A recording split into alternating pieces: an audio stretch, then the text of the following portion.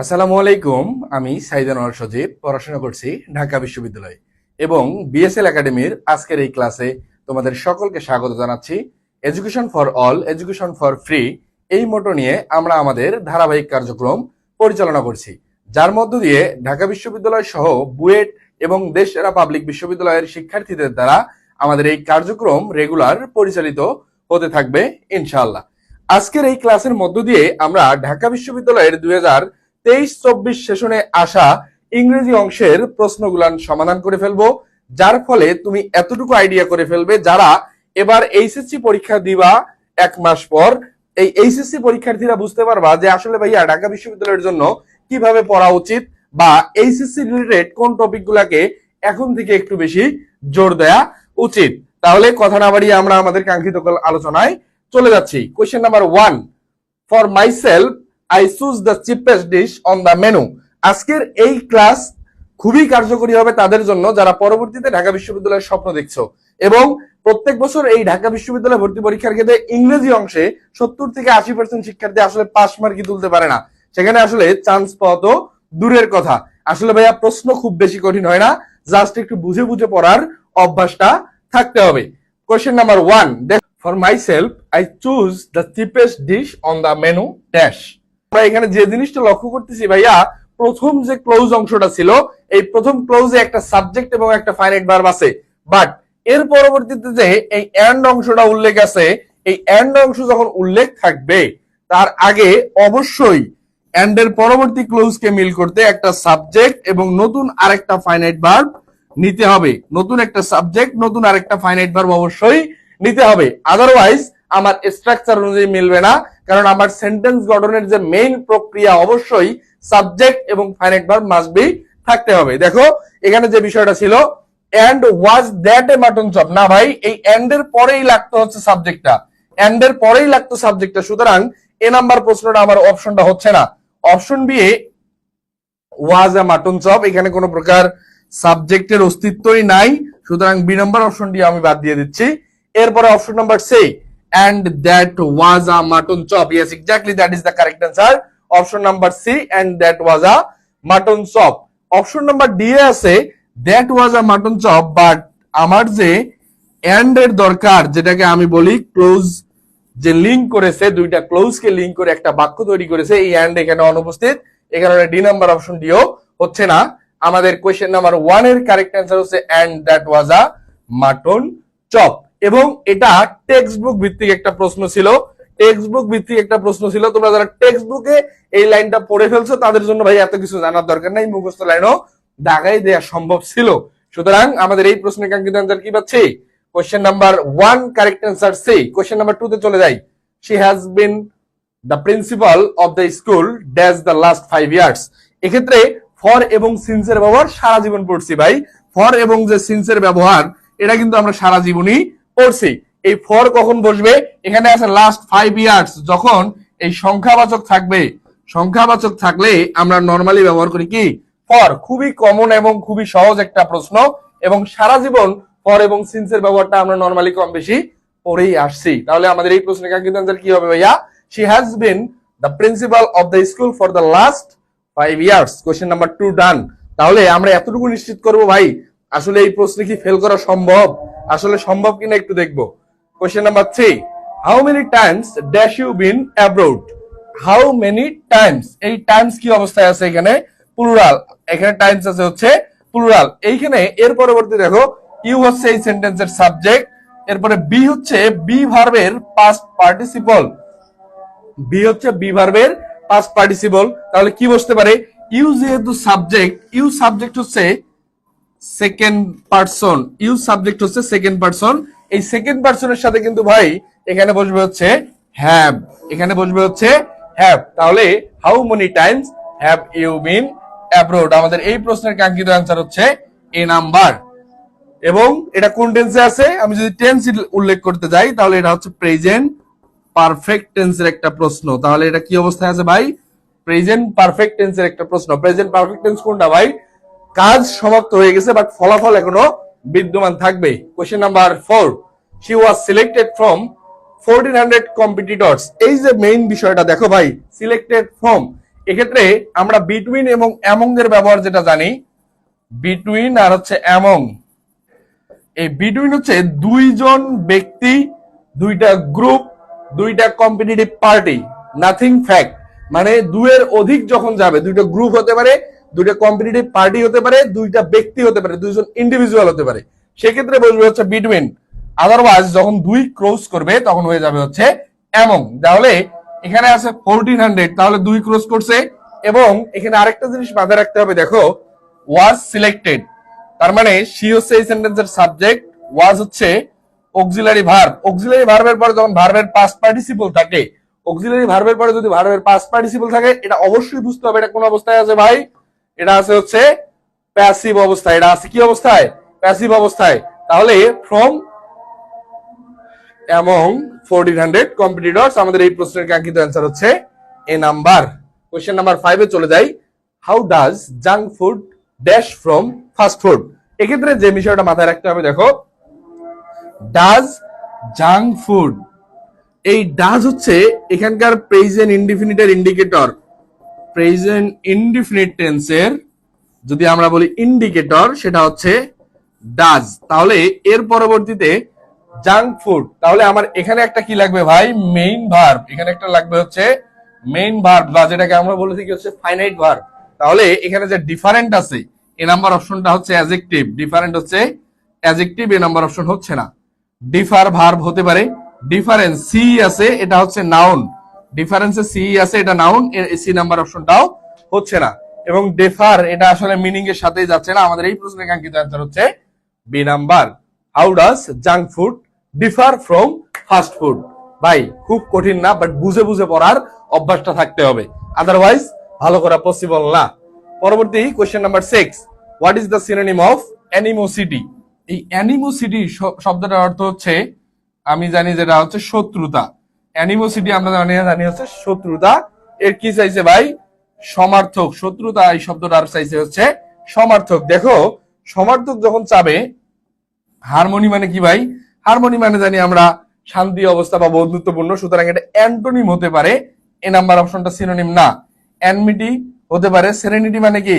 সেরেনিটিও মানে হচ্ছে কোমল বা সৌন্দর্য, নমনীয়তা। সেরেনিটি হবে না। আমাদের এই প্রশ্নের কাঙ্ক্ষিত অ্যান্সার হচ্ছে অ্যানমিটি। অ্যানমিটি শব্দের অর্থ হচ্ছে শত্রুতা। তাহলে যেহেতু সমার্থক চেয়েছে, শত্রুতা শব্দের সমার্থক কোনটা? অ্যানমিটি। কোশ্চেন নাম্বার 6 ডান। কোশ্চেন নাম্বার 7 এ চলে যাচ্ছি আমরা। দেখো what is the correct option? Dhaka বিশ্ববিদ্যালয় ভর্তি পরীক্ষায় এই প্রশ্নটা খুবই মানে কমন, বা এই জাতীয় প্রশ্নগুলা বিশ্ববিদ্যালয় ভর্তি পরীক্ষায় খুবই এসে থাকে, বিশেষ করে ঢাকা বিশ্ববিদ্যালয় এবং বিসিএস এ। দেখো এখানে কি ছিল?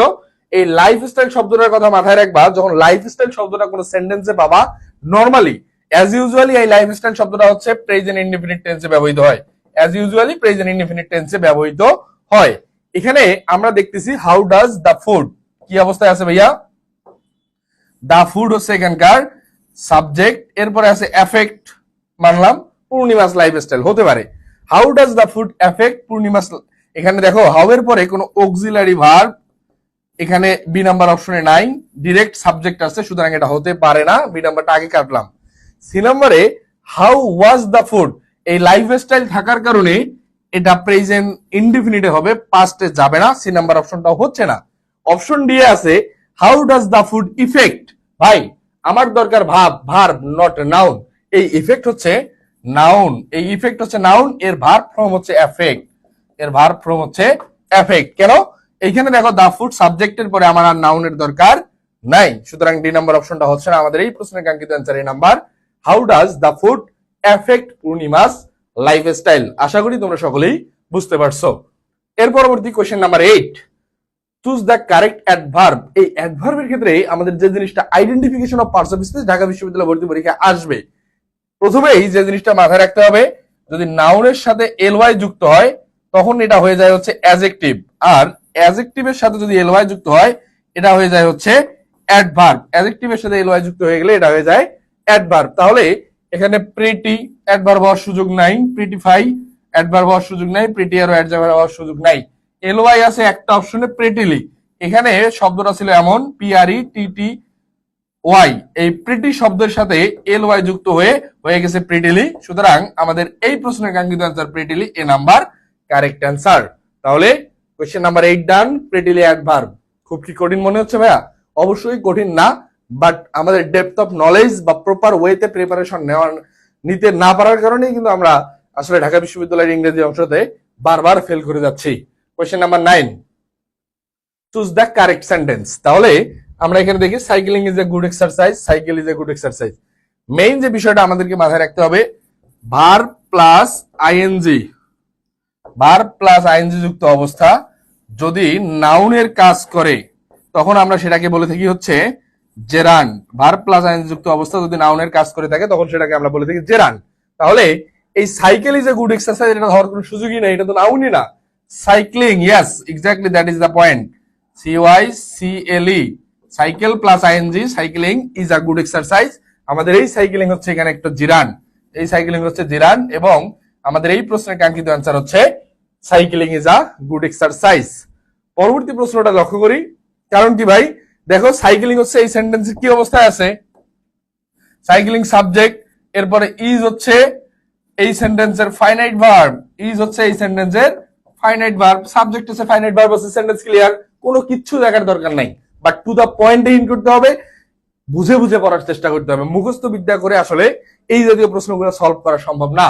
Question number 10, what is the antonym of ancient? এই অ্যানসিয়েন্ট মানে আমরা কি জানি ভাই? অ্যানসিয়েন্ট মানে আমরা জানি হচ্ছে প্রাচীন, অ্যানসিয়েন্ট মানে আমরা জানি হচ্ছে প্রাচীন। এখন এই প্রাচীনের কি চাইছে?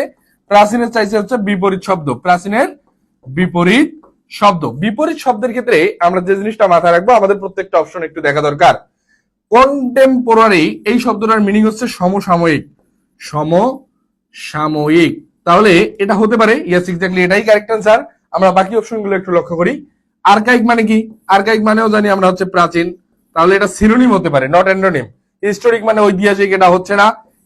অ্যান্টিকুইটেড এটাও কিন্তু সেকেলে বা অনেক পুরাতন জিনিস বোঝায়, সুতরাং আমরা এনসিয়েন্ট এর কারেক্ট অ্যান্টোনিম পেলাম হচ্ছে A number. Question number 11, choose the correct sentence. তাহলে আবার কিন্তু চারটা অপশনের মধ্যে একটা অপশন আমাদেরকে রাইট করতে বলা হয়েছে।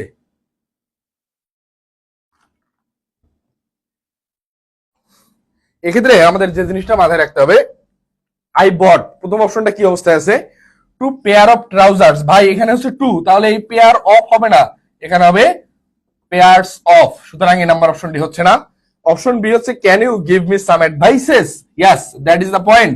অ্যাডভাইস হচ্ছে আনকাউন্টেবল নাউন, কখনো এর সাথে এস বাই এর যুক্ত করা যাবে না, সুতরাং বি নাম্বার অপশনটি হওয়ার কোনো সুযোগ নাই।